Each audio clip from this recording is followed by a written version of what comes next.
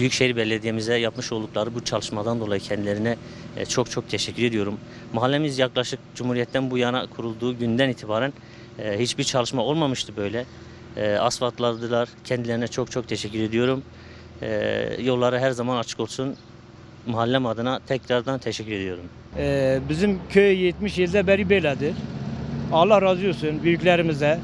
Yani bize el attılar. Yani bu köyü büyükşehir şimdi bu yolu büyükşehir yapıyor. Zaten geçen sene de biz dilekçe verdik. Büyükşehir geldi, tavsiyesi yaptı. Yani genişledi yolumuzu. Allah razı olsun. Sayın Valimize teşekkür ederim ve Sayın Kaymakamımıza da teşekkür ederim.